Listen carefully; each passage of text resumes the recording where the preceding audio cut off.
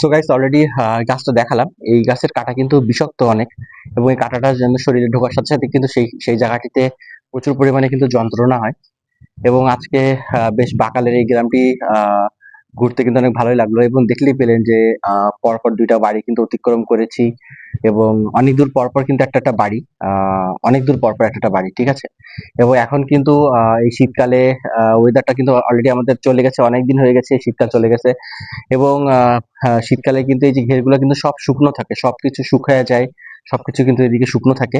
তো এখন কিন্তু এই যে সব ওই স্যালো মেশিন দিয়ে আপনার পানি তোলা হয়, এবং স্যালো মেশিন কিন্তু একটা দিনকে ৬ ঘন্টা করে যদি স্যালো মেশিন চালানো হয় তাহলে প্রায় ২৫০ টাকা ডিজেল কিন্তু খরচ হয়, ঠিক আছে?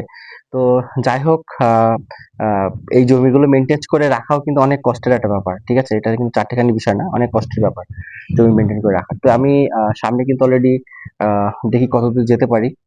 সামনে যতদূর পর্যন্ত যাবো এখানে কিন্তু অনেক দূর পর পর একটা বাড়ি। তো সাথে থাকুন, দেখতে থাকুন ব্লগটা, ভালোই লাগবে।